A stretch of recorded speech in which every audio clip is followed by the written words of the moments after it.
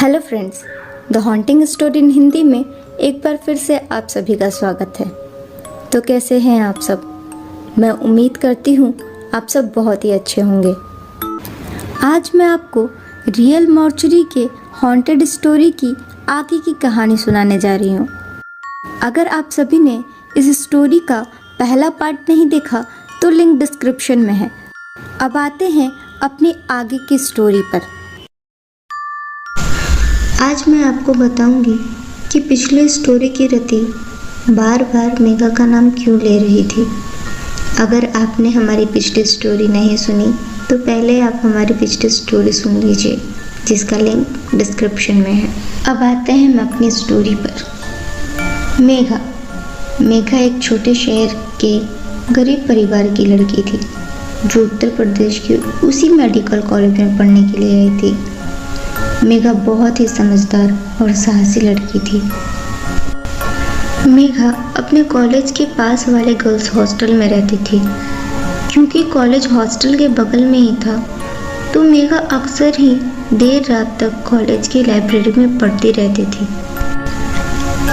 एक दिन कॉलेज की कुछ सीनियर लड़कियों ने मेघा के साथ रैगिंग करने की कोशिश की। पहले तो मेघा ने इसे इग्नोर किया, लेकिन दिन प्रतिदिन जब ये हरकतें बढ़ने लगी, जब ये रैगिंग बढ़ने लगी, तो मेघा ने तय किया कि वो इसकी कंप्लेन कॉलेज के डीन या प्रोफेसर से करेगी।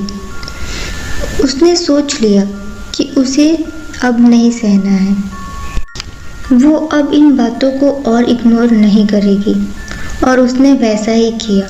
मेघा ने सोच लिया कि वो इस रैगिंग की कंप्लेन कॉलेज के प्रिंसिपल से करेगी। ये बात उन सीनियर लड़कियों को पता चल गई कि मेघा उनकी कंप्लेन प्रिंसिपल से करने वाली है। उन्होंने तय किया कि वो मेघा को डरा धमका के चुप करा देंगी। उन्होंने मेघा को डराया, धमकाया और बहुत कोशिश की कि मेघा चुप हो जाए। उन्होंने मेघा को धमकाते हुए कहा कि अगर तुमने हमारी कंप्लेन प्रिंसिपल से की तो इसका अंजाम अच्छा नहीं होगा। अगर तुम्हें तुम्हारी ज़िंदगी प्यारी है तो चुप रहो, क्योंकि चुप रहने में ही तुम्हारी भलाई है। यहाँ तक कि उन्होंने मेघा को जान से मारने की धमकी तक दे दी, मगर मेघा इन धमकियों से कहाँ डरने वाली थी। वो बहुत ही साहसी और बहादुर लड़की थी। मेघा ने ठान लिया था कि वो इस रैगिंग की शिकायत अपने कॉलेज के प्रिंसिपल से ज़रूर करेगी। मेघा के इस फैसले ने उन सीनियर लड़कियों में डर और दहशत का माहौल पैदा कर दिया, क्योंकि उन्हें ये बहुत अच्छे से पता था कि अगर उनकी कंप्लेन कॉलेज के प्रिंसिपल से हुई तो इसमें कोई शक नहीं कि उन्हें कॉलेज से सस्पेंड भी कर दिया जा सकता है, जिसका सीधा सीधा असर उनके करियर पे पड़ सकता है। उनके डर की एक वजह और भी थी, उनका रौब जो कॉलेज में हर जूनियर स्टूडेंट पर था। मगर आज तक किसी ने भी उनके अगेंस्ट कुछ नहीं बोला था। किसी में इतनी हिम्मत थी ही नहीं कि कोई उनके खिलाफ बोल सके। मगर मेघा ने जैसे एक आंदोलन छेड़ दिया था। उसने तय कर लिया था कि वो इस रैगिंग के खिलाफ बोलेगी। अब वो चुप नहीं बैठेगी, अब वो नहीं सहेगी और इस रैगिंग की कंप्लेन वो ज़रूर करेगी। मगर सीनियर लड़कियों ने भी इसे अपने ईगो पर ले लिया था। उन लोगों ने भी ये तय कर लिया था कि वो मेघा को चुप करा कर दम लेंगे और मेघा को कंप्लेन नहीं करने देंगे। इसलिए जब भी उन सीनियर लड़कियों को मौका मिलता वो मेघा को डराते, धमकाते, परेशान करते और हमेशा यही कहते कि अगर तुमने हमारी कंप्लेन की तो तुम्हारे लिए अच्छा नहीं होगा। देखते देखते वक्त बीतता गया। मेघा ने भी सोचा कि क्यों करूं कंप्लेन, मैं यहाँ पढ़ने आई हूँ, छोड़ो नहीं करते कंप्लेन। ये सोचकर मेघा भी कुछ दिनों के लिए चुप हो गई। मगर एक रात जब मेघा लाइब्रेरी से हॉस्टल जा रही थी तो उसने जो देखा वो देखकर उसके होश उड़ गए। उसने देखा कि वही सीनियर लड़कियां कुछ लड़कों से पैकेट और इंजेक्शन्स ले रही हैं और उस पैकेट और इंजेक्शन्स के बदले उन्हें कुछ पैसे भी दे रही हैं। मेघा को ये समझते देर नहीं लगी कि ये कुछ नशीले पदार्थ है। ये देखकर मेघा आग बबूला हो गई। गुस्से से उसकी आंखें एकदम लाल हो गई और उसे ऐसा लगा कि जैसे उसने उनकी कंप्लेन ना करके कोई गलती कर दी हो। उसे उन सीनियर लड़कियों की कंप्लेन बहुत पहले ही कर देनी चाहिए थी, लेकिन फिर उसने सोचा कि अभी भी देर नहीं हुई। तब उनकी कंप्लेन नहीं कर पाई, लेकिन अब उनकी कंप्लेन ज़रूर करूँगी। अगली सुबह जब मेघा तैयार होकर हॉस्टल से कॉलेज के लिए निकली ही थी तो रास्ते में वही सीनियर्स लड़कियां फिर से ड्रैगिंग करने लगी, उसे परेशान करने लगी। ये देखकर मेघा का गुस्सा इतना ज़्यादा बढ़ गया कि उसने गुस्से में सब कह दिया। उसने कह दिया कि तुम्हें मैंने कल रात को उन लड़कों के साथ देखा था और अब मैं इसकी कंप्लेन सीधे सीधे प्रिंसिपल से करूँगी। अब तुम लोग चाहे कुछ भी कर लो, मैं चुप नहीं बैठूँगी। मैं जा रही हूँ तुम सबकी कंप्लेन करने और मैं सबको बताऊँगी कि तुम सब ड्रग्स लेते हो।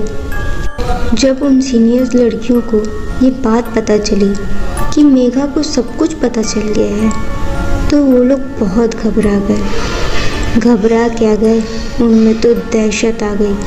वो इतना डर गए कि उन्होंने सोचा कि अब मेघा का कुछ न कुछ करना ही पड़ेगा। मेघा को किसी भी तरह चुप कराना पड़ेगा और उन्होंने ऐसा ही किया।